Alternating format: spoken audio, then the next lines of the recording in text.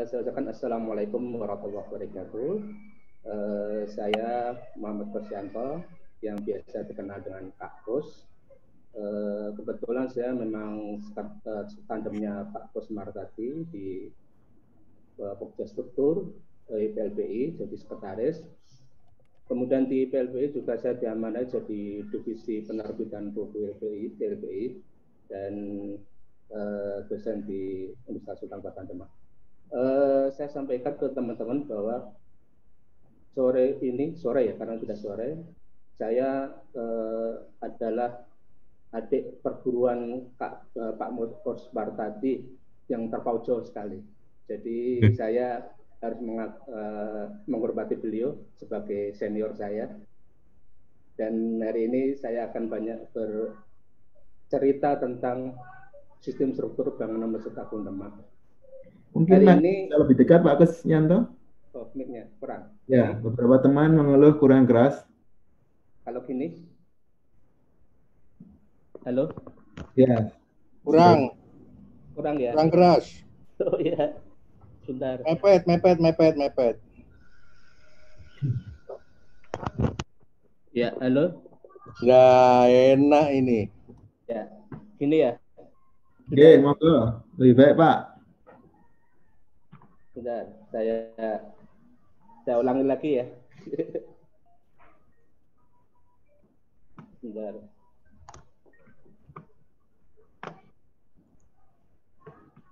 Ya, terdengar? Jelas? Jelas, Pak. Jelas. Ya, lebih baik. Kalau bisa lebih keras lagi. Oke. Ya. Berbicara tentang struktur, memang biasanya banyak orang yang ketakutan atau mungkin ya menghindar pada struktur ini. Dan saya coba sore ini mencoba untuk menyampaikan, ya saya berharap tidak terlalu tegang ketika saya menyampaikan materi ini. Dan saya berharap juga saya tadi barusan selesai ngisi khotbah di masjid, saya berharap saya tidak menyampaikan seperti khotib dan saya tidak berubah menjadi Kak Kos pendongeng anak-anak. Jadi saya berusaha semaksimal mungkin supaya jelas untuk teman-teman. Oke, sebelum memasuki materi, saya akan sedikit sampaikan kawasan Masjid Agung Demak. Ini adalah Masjid Agung Demak dan kawasannya. Depannya adalah alun-alun, kemudian ada halaman, ya itu alun-alun, kemudian masuk ke halaman. Kemudian ini adalah masjid yang dengan menaranya.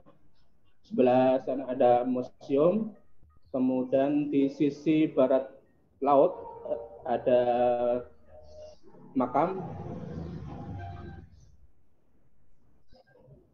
Ya, ini penampakan dari Masjid Agung dari udara.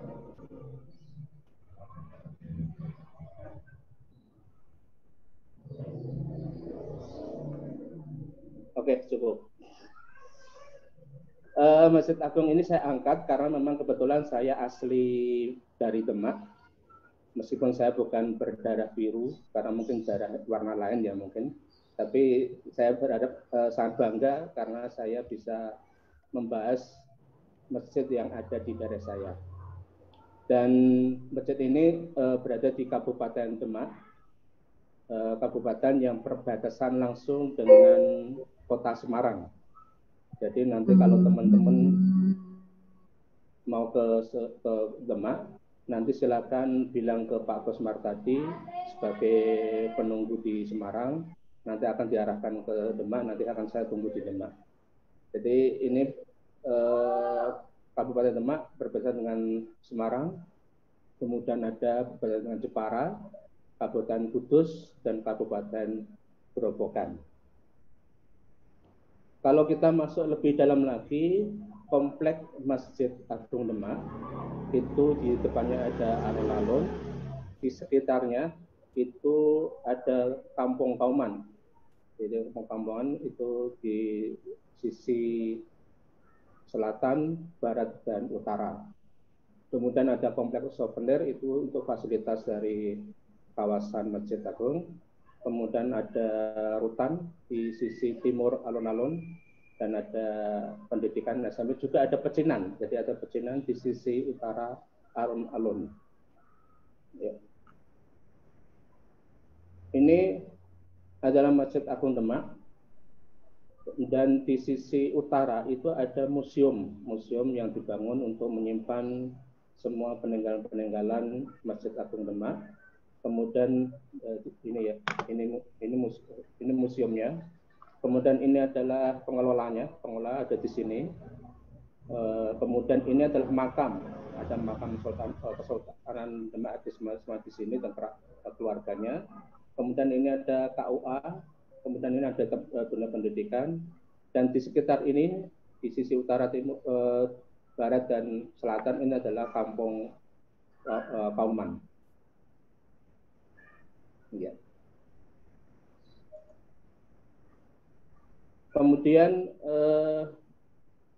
beberapa penelitian yang sudah dilaksanakan sebenarnya sudah banyak sekali, tapi hari ini kita akan bahas yang lebih detail lagi. Jadi sudah banyak penelitian yang berkaitan dengan perancangan arsitektur Masjid Agung Demak, landscape-nya sudah ada yang bahas juga, kemudian ada beberapa teknologi juga di sana, kemudian ada perencanaan wilayah, kemudian sejarah teori arsitektur banyak sekali malahan. Bahkan ada penelitian yang di luar bidang arsitektur. Kali ini saya akan mengangkat tentang sistem struktur Masjid Agung Demak yang sangat jarang diangkat oleh peneliti-peneliti sebelumnya. Dan hari ini saya sampaikan sebenarnya sharing dari beberapa seminar-seminar yang saya sudah lakukan, penelitian-penelitian yang saya lakukan. Hari ini saya sharingkan supaya memberikan gambaran detail tentang sistem struktur Masjid Agung Demak.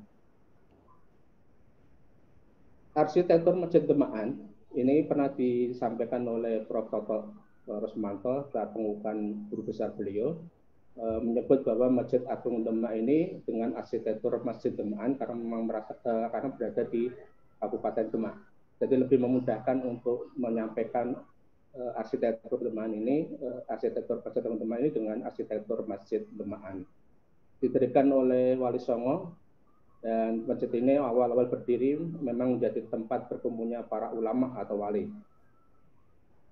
Masjid ini merupakan masjid mula di Jawa dan jadi tonggak kerajaan Islam pertama di Pulau Jawa.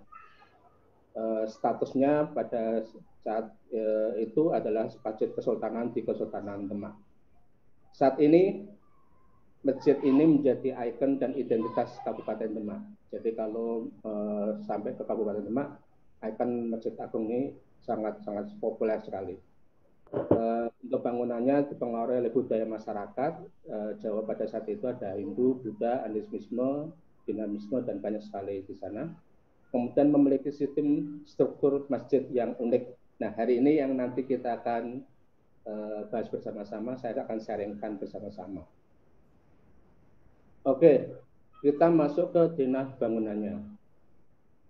Karena denah bangunan Masjid Agung Demak itu memiliki ukuran denah yang cukup besar. Ruang utamanya berukuran 25 x 25 meter persegi. Kemudian secara total dengan serambi 31 x 31 meter persegi. Cukup besar. Karena ruang utamanya adalah berbentuk buju sangkar, maka bisa digunakan untuk bentuk atap yang tajuk susun. Nah, bangunan di utama itu ada 4 tiang soko utama yang disebut dengan saka buru. Kemudian ada 12 saka penanggap yang mengelilingi dari saka buru. Nah, kemudian ada tritisan. Tritisan ini sebenarnya adalah perpanjangan atap tajuk susun bawah yang ditopang oleh saka tritisan. Jadi tritisan di Masjid Agung Demak karena besar, jadi tritisannya panjang, bahkan kalau saya ukur hampir 3 meter, sehingga tidak mungkin menggunakan konsol atau tanpa ada penopang untuk menopang perpanjangan atap tajuk ini. Jadi ada saka tritisan yang mengelilingi Masjid Agung Demak. Kemudian di bangunan serambi merupakan bangunan terbuka atapnya berbentuk limas, ditopang oleh 8 tiang yang disebut dengan Saka Majapahit. Kalau melihat bentuk bangunannya, bentuk atap tajuk susun 3 ada filosofi menggambarkan tentang iman, Islam, dan ihsan. Bahkan Sunan Pakubuwono I menganggap sebagai ugre pusaka ing tanah Jawa, artinya pusaka tanah Jawa, dan Masjid Agung ini menjadi pusaka tanah Jawa.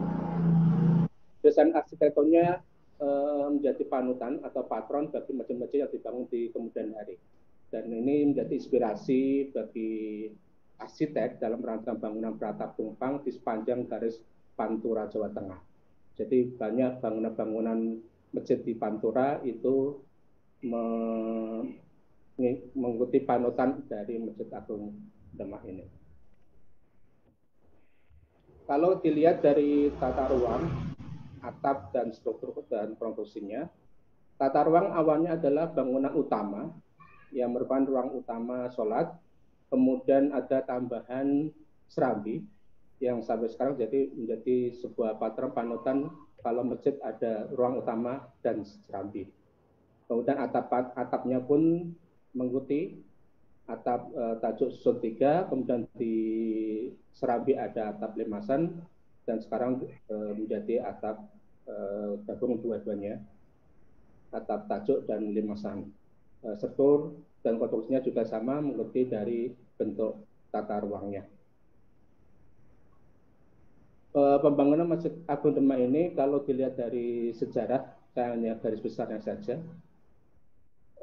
Ada cerita yang menceritakan bahwa dulu awalnya adalah berbentuk panepen. Panepen itu untuk menepi atau hanya sebuah bangunan yang pada saat itu sebenarnya bisa digunakan oleh siapa saja, tidak harus orang umat Muslim, tapi bisa digunakan oleh Hindu, Buddha, animisme, dan dari situ boleh beribadah di situ. Kemudian pada tahun 1466 kemudian akan menjadi masjid pesantren Glagawangi, karena kebetulan Raden Patah diminta oleh Sunan Ampel untuk membuka pesantren di Glagawangi. Dari pesantren ini kemudian menjadi sebuah masjid kadipaten, dan masjid kadipaten ini berubah menjadi Masjid Kesultanan Bintoro. Sedangkan pendopo Sultan Bintoro itu dipindahkan menjadi serambi Masjid Agung Demak. Dalam perkembangannya, itu hanya ada tambahan-tambahan bangunan, tapi tidak merubah secara keseluruhan dari bentuk bangunannya. Jadi hanya tambahan, misalnya penambahan regol, pagar, kemudian ada tambahan pawestren, kemudian ada ruang wudhu, menara, dan bangunan depan. Jadi ada tambahan-tambahan bangunan, tapi tidak merubah bangunan aslinya. Jadi bangunan itu adalah memang bangunan asli yang sampai sekarang.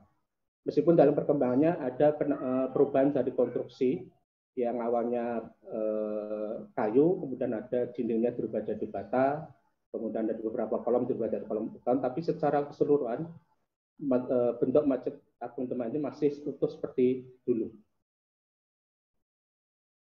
Ini kondisi Masjid Agung Demak pada tahun 1890, kemudian tahun 1962, tahun 2007 saat saya mau coba mengambil gambar, kemudian yang kondisi sekarang.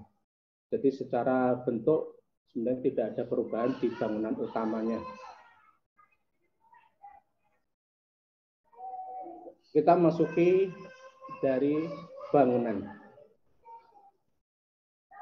Bentuk bangunan Masjid Agung bertajuk susun 3 dengan menempatkan ruang atau ada ruang untuk pengaliran udara di antara tajuk.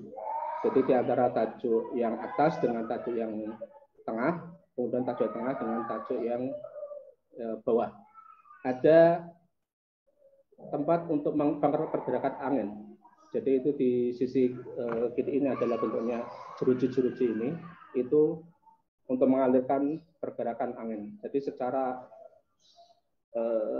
beban angin itu sudah diantisipasi sejak awal dengan adanya ruang yang mengalirkan angin ini.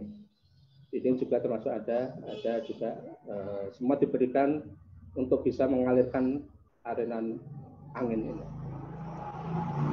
kemudian kalau dilihat dari beban dari bencana, kebetulan ya saya berharap tidak terjadi ya. Kabupaten Demak itu tidak pada daerah rawan bencana, rawan gempa. Jadi gempa bumi pun hanya nggak terjadi besar. Kemudian banjir, puting beliung, tanah longsor yang terjadi sebenarnya hanya getaran-getaran dari sekitarnya. Gunung Muria itu pernah ada getaran tapi tidak sampai ke Demak. Saya berharap Kabupaten Demak tidak terkena dengan gempa yang besar. Kemudian kalau kita masuk ke dalam bangunan Masjid Agung Demak, terutama di ruang utama, maka kita akan mendapatkan 4 soko guru yang sekarang sudah dibalut pelapis yang berwarna agak hitam kecoklatan ya. Itu adalah saka guru, sedangkan yang putih itu adalah soko penanggap. Nah, kemudian di sisi selatan itu ada tangga yang memang dibuat untuk maintenance dari Masjid Agung ini. Dan tidak semua orang memang diperbolehkan untuk naik ke atas. Jadi kalau teman-teman ingin melakukan penelitian tentang struktur, memang ketika masuk di Masjid Agung Demak ini tidak bisa melihat struktur secara keseluruhan karena sudah ditutup oleh plafon yang ada di ruang utama, dan ini bisa ditempuh dengan tangga yang ada di sisi samping selatan. Dan tidak semua bisa masuk sana. Kebetulan saya pernah masuk ke sana mungkin 3 kali untuk penelitian, karena pada saat itu saya saat penelitian harus presentasi di depan takmir. Kenapa harus penelitian ke atas? Itu harus bisa meyakinkan takmir, karena digunakan untuk penelitian maka saya diperbolehkan naik ke atas. Dan hari ini yang akan saya sharingkan ke teman-teman, kalau teman-teman belum pernah naik ke atas, saya akan sharingkan inilah hal-hal yang nanti sistem struktur yang ada di atas yang tertutup oleh plafon dan tidak semua orang bisa melihat. Untuk atap tajuk paling atas itu ditopang oleh 4 soko guru. 4 soko guru menopang tajuk yang paling atas. Tajuk yang paling atas ini itu memiliki atap yang sebenarnya penyusunan dari usuknya itu tidak seperti usuk yang sekarang, tapi seperti penyusunan usuk pada bangunan-bangunan yang lama. Jadi usuknya itu meruncing sampai ke nok paling atas. Jadi tidak berjajar dengan jarak tertentu, tapi meruncing sampai ke atas dan nanti ditopang oleh under yang ke atas. Yang sangat menariknya adalah budur atau tarik atau yang kalau bahasa sekarang itu adalah boarding, itu ditopang oleh balok tarik yang dia menumpuk di under. Jadi kalau ini, ini adalah budur atau balok tarik yang nanti menopang usuk-usuk yang di atas. Tapi ini itu ditopang oleh balok tarik, dia diperkuat di undernya ini. Sedangkan yang ke bawah ini juga ditopang oleh jura yang ke sini lagi. Jadi ini yang sangat menariknya adalah di sini cara penyusunan tidak seperti bangunan yang sekarang, meskipun bangunan ini ada sampai sekarang. Jadi ini masih mempertahankan seperti dulu. Jadi ini cara penyusunannya, dan ini sangat menarik untuk diteliti lebih lanjut.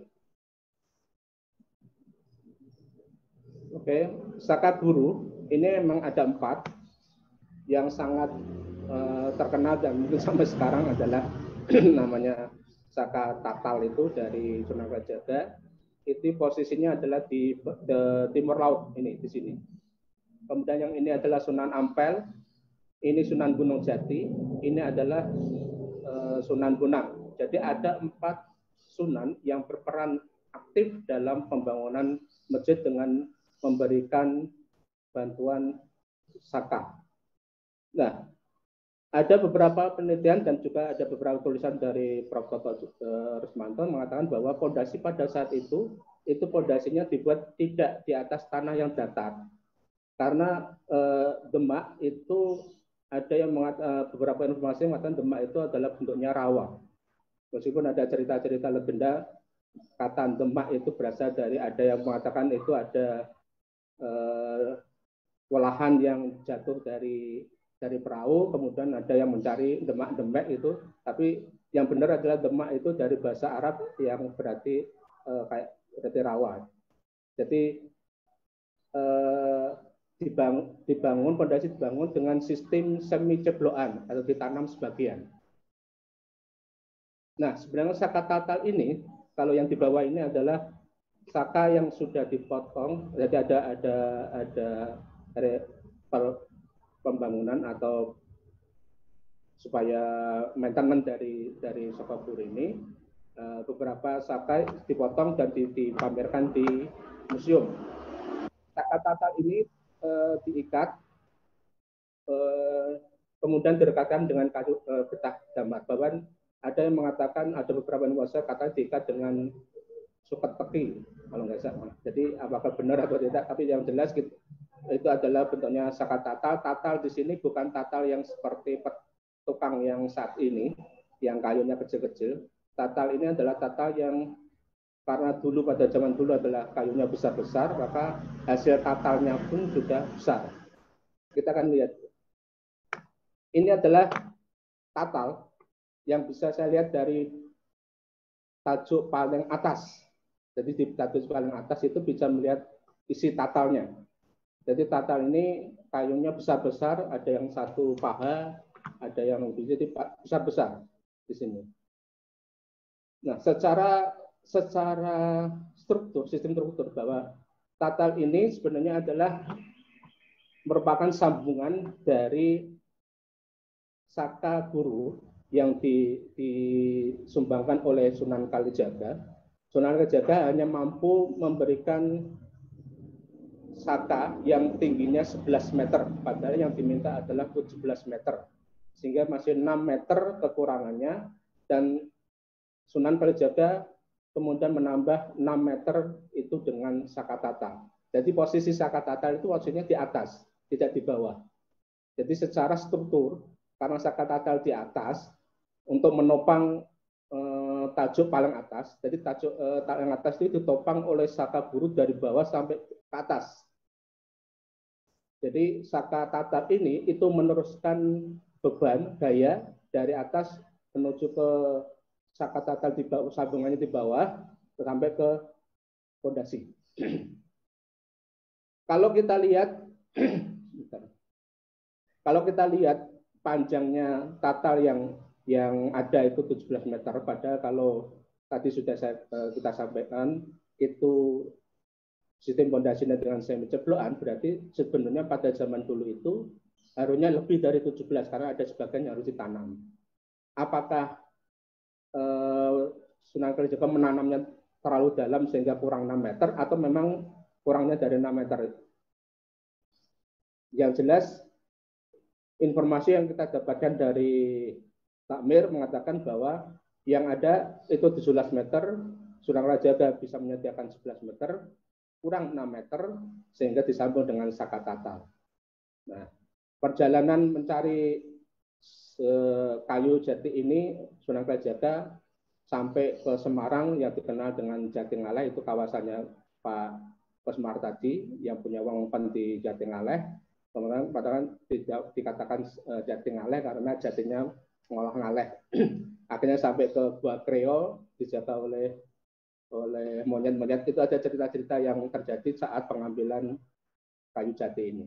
Jadi secara teknis sistem struktur dengan menggunakan Saka tatal ini sebenarnya secara teknis dapat dipertanggungjawabkan rangkaian batangnya karena membentuk rangka kaku dari keempat Saka Guru ini. Jadi sistem struktur Masjid Agung Demak itu tajuk yang paling atas itu ditopang oleh 4 Sukaguru. Sedangkan tajuk tengah itu ditopang oleh saka penanggap, sedangkan tajuk yang paling bawah itu ditopang oleh dinding sebagai bearing wall, ditambah perpanjangannya ditopang oleh saka tritisan. Sehingga secara konstruksi setiap tajuk itu ada struktur yang menopangnya. Yang ini yang nanti akan ada kaitannya dengan yang disampaikan oleh Pak Bosmar tadi. Kenapa tiba-tiba saya sampaikan ada kuda-kuda. Benar, di tajuk yang tengah itu ada kuda-kuda yang dengan bentang 14,5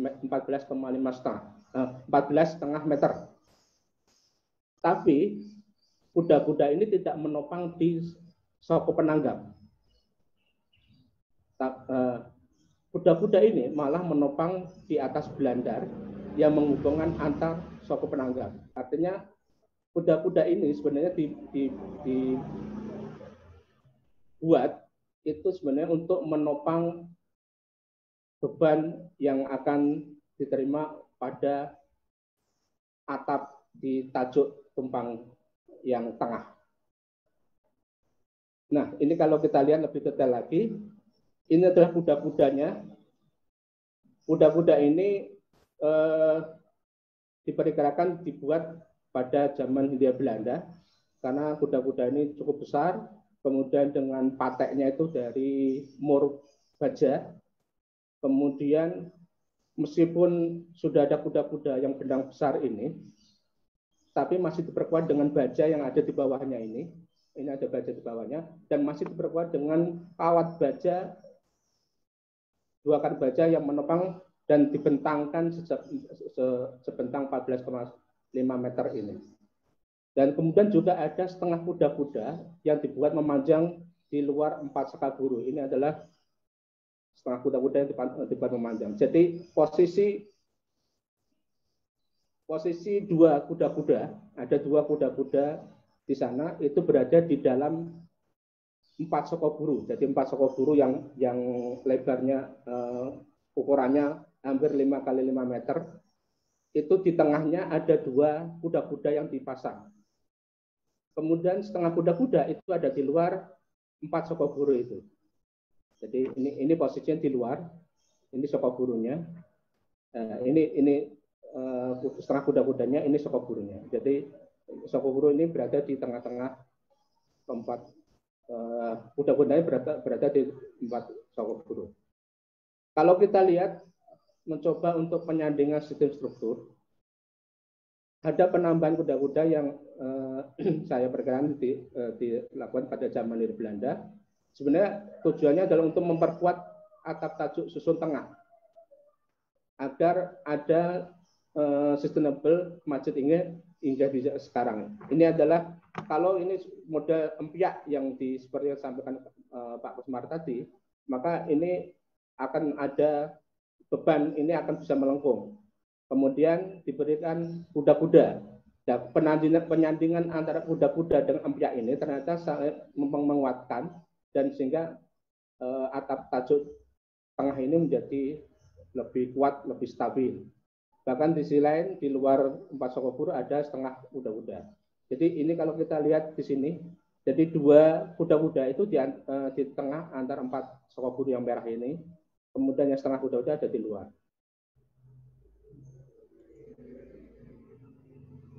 Sekarang kita lihat saka penanggapnya. Saka penanggap sekarang berjumlah ada 12 buah mengelilingi sekaburu. Materialnya memang diperkirakan di zaman Hindia Belanda dari beton bertulang. Kemudian ini untuk menguatkan beban atap tajuk susun tengah. Nah, ini adalah saka tritisan, adalah perpanjangan dari atap tajuk susun bawah.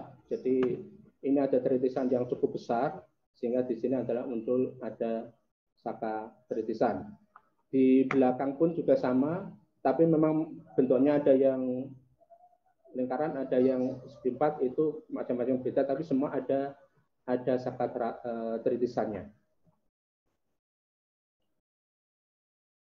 Kemudian saya coba cari satu garis ternyata sistem struktur Masjid Agung Demak itu ada 3 layer dilitasi.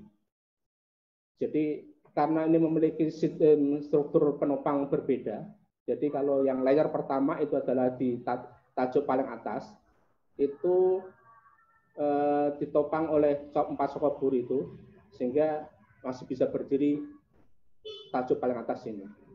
Layer kedua itu adalah atap tumpang tengah, itu punya sistem struktur sendiri yang ditopang oleh saka penanggap, dan layer ketiga adalah yang paling bawah ditopang oleh dinding sebagai bareng wall dan saka teritisan. Jadi ini adalah sebuah pembelajaran yang luar biasa bahwa ada sistem struktur masjid yang mencoba membuat 3 layer dilitasi. Kalau perkiraan saya adalah untuk mengurangi kegagalan struktur dalam masjid ini. Jadi kalau saya lihat ada kebermanfaatan. Ini ada 3 layer, layer 1, layer 2, layer 3. Jadi kebermanfaatan bahwa sistem struktur ini memang asli dari arsitektur Indonesia. Itu belum ada perubahan sampai sekarang. Kemudian ada layer dilitasi yang merupakan salah satu alternatif dalam mengurangi risiko kegagalan struktur. Kemudian saka tatal saya melihatnya adalah sebuah inovasi laminasi kolom yang sudah diajarkan oleh Sunan Kalijaga 500 tahun yang lalu dan kuat menopang dan jadi sistem struktur kolom di Masjid Agung ini. Ini sebuah pembelajaran yang luar biasa bahwa kita sebenarnya sudah diajari laminasi kolom sudah 500 tahun yang lalu. Kemudian juga ada pembelajaran inovasi sambungan kolom dari soko tatal dengan soko di bawahnya. Karena saya tidak bisa melihat dalamnya sambungannya bentuknya apa, tapi paling tidak kalau nanti ada penelitian lanjutan mungkin akan diketahui bagaimana sistem sambungan antara saka tatal yang di atas dengan saka yang di bawahnya. Itu juga nanti akan jadi sebuah inovasi sambungan kolom yang mungkin akan jadi sebuah temuan di kedepannya. Sistem struktur Masjid Agung ini ada keterbatasan karena kumpang paling atas itu ditopang oleh 4 sokoburu, maka membutuhkan kayu yang punya dimensi yang panjang. Kalau di Masjid Agung itu ada sekitar 17 meter. Itu untuk saat ini agak kesulitan mencari kayu yang dengan dimensi panjang sepanjang 17 meter dengan diameter 65 cm. Kemudian biaya pengadaan pun juga akan sangat mahal, sehingga ini keterbatasan dari sistem struktur di Masjid Agung dengan sistem layer dilatasi ini. Kesimpulannya,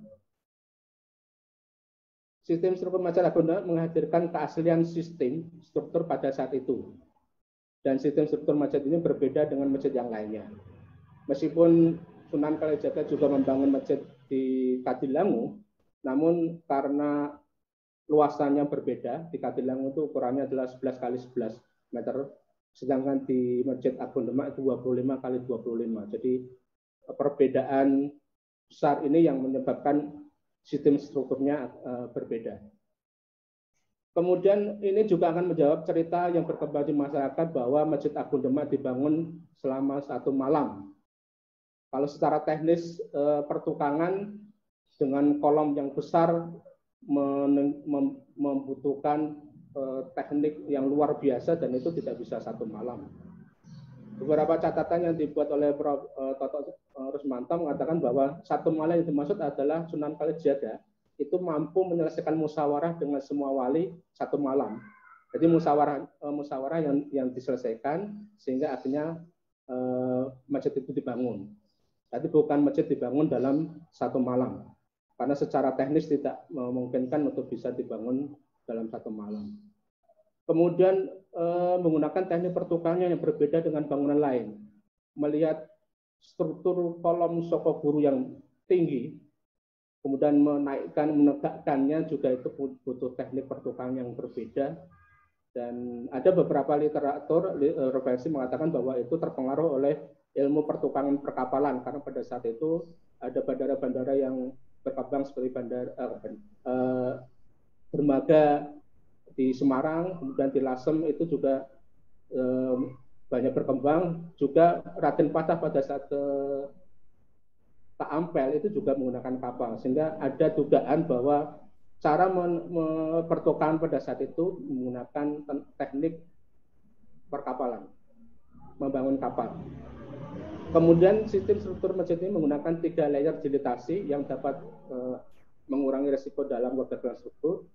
Kemudian masjid ini memiliki sistem laminasi saka tatal yang disambungkan dengan saka kolom lain yang berfungsi menyalurkan beban dari atap tajuk atas.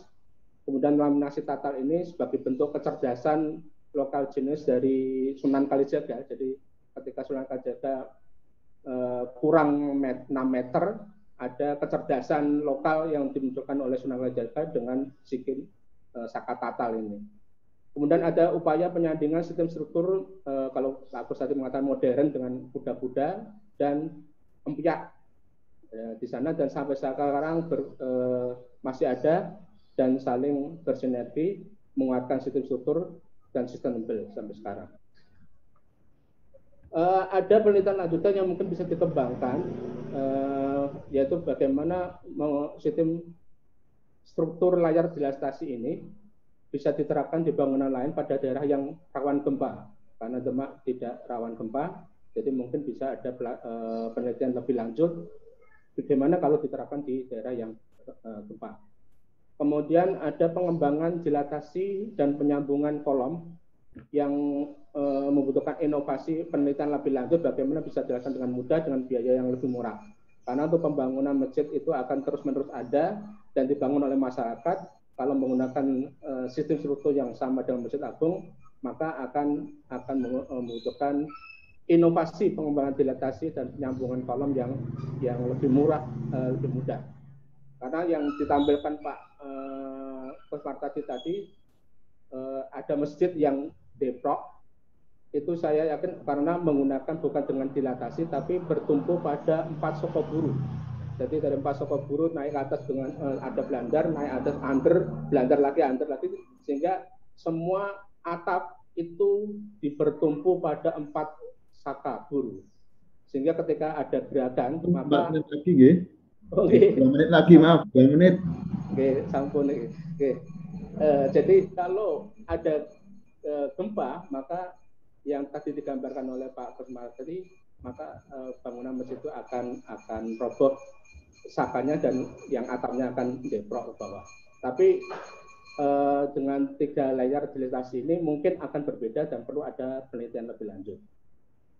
Maka saya sebagai orang Demak dan teman-teman alhamdulillah hari ini juga ada yang dari Universitas Demak yang juga ikut dalam teras 3 ini. Mengharap kehadiran teman-teman, selamat datang di Kota Wali Demak. Saya menerima kunjungan dari teman-teman untuk kolaborasi penelitian, pengabdian, lanjutan, atau mungkin kerjasama pengembangan kawasan Masjid Agung dan lainnya. Welcome, silakan datang. Saya berharap ada teman-teman baru yang lebih baik ke depannya untuk lebih menguatkan destinasi wisata Masjid Agung Demak. Matur nuwun.